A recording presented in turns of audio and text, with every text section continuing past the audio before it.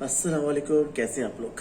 उम्मीद है सब खैर से होंगे। मैं आपका अपना होस्ट हैरिसन आज एक दफ़ा फिर आपके साथ हाजिर हूँ और बहुत दिनों से वीडियो नहीं बना पाए थे, उसके लिए माजरत। तो टॉपिक भी नहीं मिल रहा था।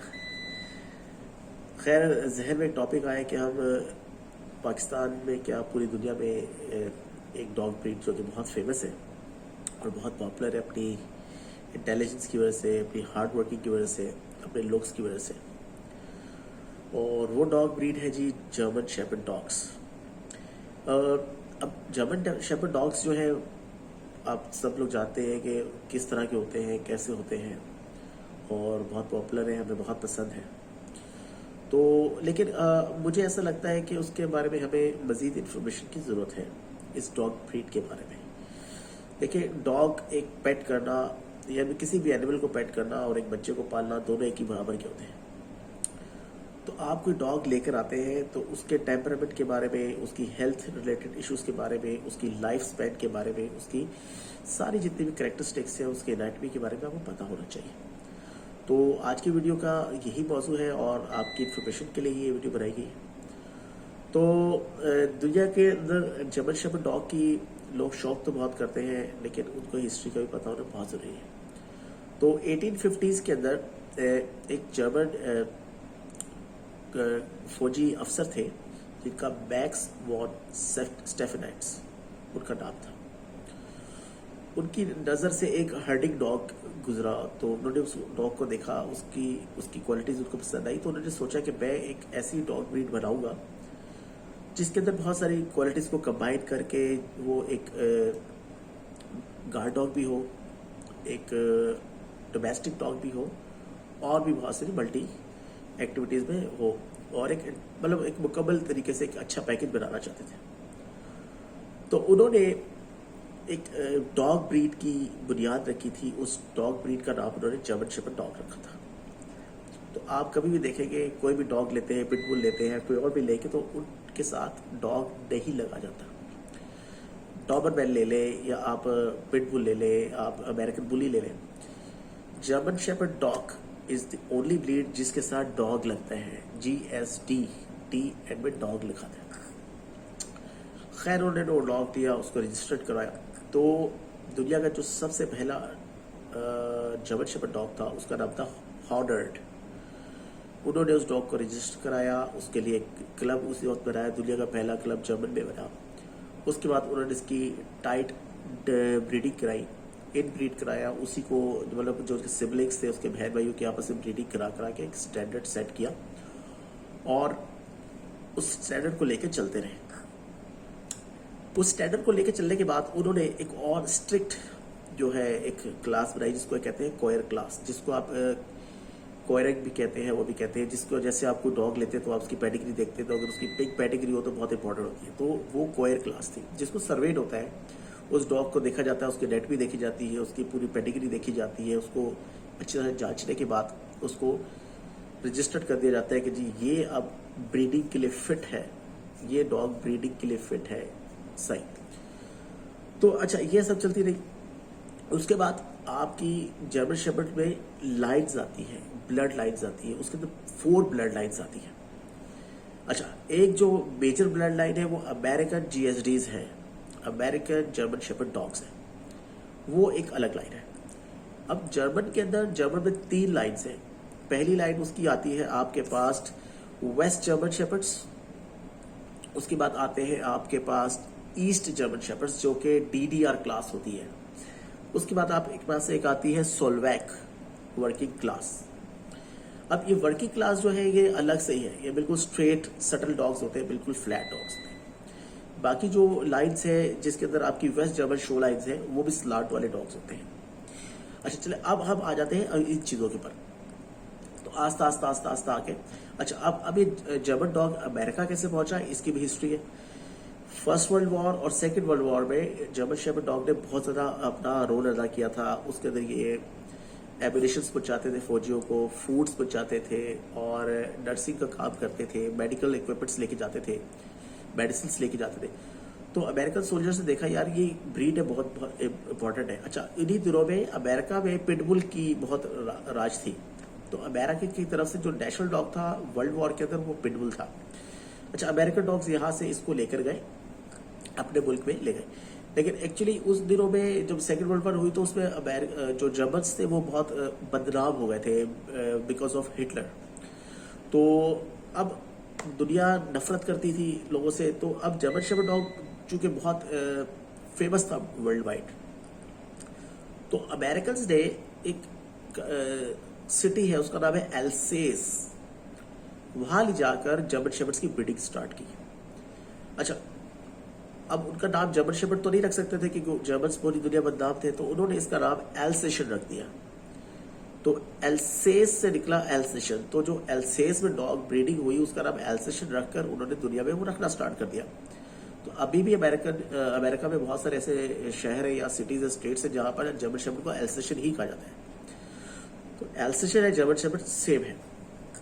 अच्छा, अब अमेरिकन और जर्मन शेफर्ड अलग हो गए। अच्छा, जर्मन शेफर्ड जो है वो यूरोपियन लाइन आती है, एक यूरोपियन लाइन है और एक आपकी अमेरिकन लाइन है। ओके, अब दोनों में क्या फर्क होता है ये जानना बहुत इंपॉर्टेंट है। जर्मन लाइन्स जो होती है, शो लाइन्स होती है, उनकी स्लांट होती है लेकिन वो बहुत ज्यादा स्लांटेड नहीं होते, अच्छी कर्व होती है। अच्छा, उनके फेस ज्यादा एंगुलर होते हैं, एंगुलेशन ज्यादा होती है फेस की, स्ट्रॉन्ग होते हैं, उनका लाइफ स्पैन ज्यादा होता है, 10 to 12 ईयर्स होता है। Health wise they are fit, above average होते हैं। उनकी हाइट डॉग्स अमेरिकन डॉग्स के कंपैरिजन में ज्यादा होती है। कोट कलर भी अच्छा होता है as compare to European German shepherds. जो अमेरिकन जर्मन शेफर्ड्स है उनके फेस ज्यादा एंगुलर नहीं होते हैं, उनकी हाइट भी ज्यादा नहीं होती है, लेकिन उनकी बॉडी लेंथ बहुत ज्यादा होती है, लंबाई में ज्यादा होते हैं, ऊंचाई में नहीं होते। सेकेंड चीज, उनकी जो हाइड लिम्स होती है, पिछली टांगे बहुत छोटी होती है, तो उनकी स्लांटेड ज्यादा होती है। आप देखिएगा जर्मन शेफर्ड्स जो होते हैं, अमेरिकन होते हैं, वो ज्यादा स्लांटेड होते हैं। अच्छा, इनकी जो हेल्थ इश्यूज है ना वो ये है कि इनकी जो हिप डिप्लेजिया, मतलब जो इनके कोले हैं वो डिस्प्लेस होने के चांसेस ज्यादा होते हैं। इनकी टांगे बहुत कमजोर होती है। तो आपने देखा होगा जर्मन शेफर्ड्स के जो छोटे बच्चे होते हैं उनकी टांगे टेढ़ी हो जाती है। तो ये स्लार्टनेस की वजह से इनकी लेग्स जो होती है, हाइड लिम्स जो होती है, उनमें वेट ज्यादा होता है, सॉफ्ट होती है, और वो उनके हॉक बाहर ज्यादा होते हैं, और उसकी वजह से भी कमजोर होती है, और आपको बचपन में इनकी बहुत केयर करनी पड़ती है, कैल्शियम देने पड़ते हैं, वाइटामिन देने पड़ते हैं। As compare to American German shepherds, European German shepherds strong होते हैं, लाइफ स्पैन ज्यादा होता है। अब तो ये हुई यहाँ बात। अच्छा, अब जर्मन शेफर्ड्स में ना कुछ कोट के पैटर्न्स होते हैं। तो जो मोस्ट कॉमन और मोस्ट रिकग्नाइज्ड पैटर्न्स है वो 4 पैटर्न होते हैं डॉग के जर्मन शेफर्ड में। एक बिल्कुल सॉलिड ब्लैक जर्मन शेफर्ड होता है जो बिल्कुल ब्लैक जीएसडी है, जो कि मोस्ट डिमांडेबल और मोस्ट ब्यूटीफुल डॉग होता है इनमें। उसके बाद एक ब्लैंकेट पैटर्न होता है। ब्लैंकेट पैटर्न जैसे आप जैसे कोई कंबल लो है तो वो ऊपर से लेकर नीचे तक कंबल की तरह ऊपर ब्लैक उसका पैटर्न होता है और नीचे फिर उसका टैन कलर होता है।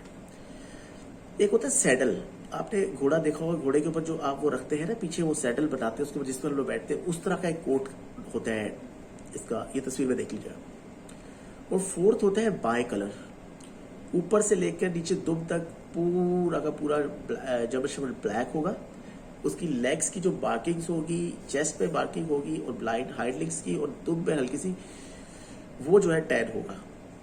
ये 4 पैटर्न्स होते हैं। कलर बहुत सारे आते हैं जीएसडी के अंदर, तकरीबन 12 से 13 कलर आते हैं, जिससे व्हाइट भी आता है। व्हाइट बेसिकली जीएसडी नहीं होता है, वो स्विस शेफर्ड की कैटेगरी में चल जाता है, लेकिन बहुत रेयर कलर में आपको स्लांटेड व्हाइट कलर के जीएसडीज भी मिलते हैं। लेकिन ये फॉल्ट है, इस तरह के डॉग्स शो के लिए रेकमेंड नहीं होते हैं। जो 4 कोट आपको मैंने बताया है यही लोग हैं। लिवर कलर, आपका पांडा कलर, व्हाइट कलर, इस तरह के डॉग्स शो के लिए बिल्कुल जो है सुटेबल नहीं होते और बल्कि डिस्क्वालीफाई करते हैं। जितनी आइज का कलर जितना ज्यादा डार्क होगा उतना ही शो के लिए डॉग ज्यादा रेकमेंडेबल होगा। इनकी कलर आइज एल्वेट शेप की होती है और बिल्कुल इक्वल होनी चाहिए, और बजल ब्लैक होना चाहिए। नाक जो है ब्लैक होना चाहिए। बहुत सारे लोगों का डॉग्स का बाई कलर होता है, पिंक होता है, ब्राउन होता है, रेड होता है, ये शो के लिए डिस्क्वालीफाई करता है। ईयर्स इक्वल होने चाहिए, टेल उठी हुई नहीं होनी चाहिए, चलते हुए भी टेल नीचे हल्की सी स्लाइटली सी नीचे, और एंड से अगर हुक भी हो तो इशू नहीं है, लेकिन टेल कभी भी जबर शबर की ऊपर नहीं होनी चाहिए। हाँ, अगर एक्साइटमेंट में वो उठा लेता तो इशू है, लेकिन चलते हुए उसकी दुम नीचे ही रहनी चाहिए। कोट आप सबको पता है, आप डॉग्स रखते हैं, शॉर्ट कोट होता है, मीडियम कोट होता है, लॉन्ग कोट होता है। शॉर्ट छोटा, मीडियम थोड़ा सा ज्यादा, और लॉन्ग कोट एक्सट्रीम लॉन्ग, कानों से नीचे से हॉक में, और पीछे दुम पे, चेस्ट पर, और पीछे जो उसके थाइज होते हैं उसमें बाल बहुत बड़े बड़े होते हैं, मतलब 2 इंच 3 इंच से ज्यादा लंबे होते हैं। ये सब चीजें तो हमारे यहाँ लोग डॉग्स लेते हैं, यूरोपियन अमेरिकन को मिक्स कर देते हैं, स्लर्टनेस ज्यादा है, बहुत पसंद करते हैं। देखिए, डॉग की प्योरिटी को कॉम्प्रोमाइज ना करें, उसकी प्योरिटी को कॉम्प्रोमाइज नहीं करें। अगर आपको जीएसडी अमेरिकन लेना है तो अमेरिकन ले लें, वो एक्सट्रीमली ब्यूटीफुल होते हैं, लेकिन उनकी हेल्थ इश्यूज ज्यादा होते हैं। European dogs as compare to American strong होते हैं,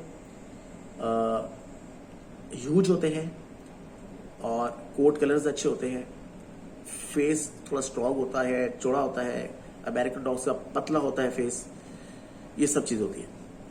तो होपफुली आज की वीडियो से कुछ इन्फॉर्मेशन मिल गई होगी, लेकिन अगर आप लोगों को और भी कुछ इन्फॉर्मेशन चाहिए हो, या आप लोग चाहते हैं कि इस वीडियो का पार्ट 2 बनाए, पार्ट 2 3 बनाए, या कुछ और चीजें भी चाहिए, तो हम नेक्स्ट वीडियो बना लेंगे, और उसके अंदर आप लोग जो है नेक्स्ट, हम लोगों के लिए आपका जो फीडबैक है वो बहुत इंपॉर्टेंट है और बहुत मायने रखता है। अगर आपको कुछ ऐसा लगता है कि मैंने कुछ इस वीडियो में कुछ चीज मिस की है, कुछ गलत बयान की है, तो काइंडली उसको कमेंट कर दिया करें, ताकि हमें भी आप लोग से सीखने का कुछ मौका मिले। तो एक दूसरे के साथ इंफॉर्मेशन शेयर करके, नॉलेज शेयर करके ही लोग सीखा जाता है। और रिक्वेस्ट है कि इस वीडियो को ज़्यादा से ज़्यादा शेयर करें, ताकि लोगों तक इन्फॉर्मेशन पहुंचे, और जिनको नहीं पता होता है, और कुछ लोग अगर मुझे कुछ सिखाना चाहे तो मैं तो ऑलवेज एवर रेडी रहता हूँ सीखने के लिए। तो इंशाल्लाह फिर जल्द ही मुलाकात करेंगे एक न्यू वीडियो के साथ। अगर आप कुछ टॉपिक वीडियो बनाते तो मुझे जरूर इन्फॉर्म करिएगा। तो अपना ख्याल रखें, इन जानवरों का ख्याल रखें, और रमज़ान का महीना चल रहा है, एक दूसरे के साथ खुशी और मोहब्बत के साथ रहें। अल्लाह हाफिज़, अल्लाह ने के बाद। Thank you.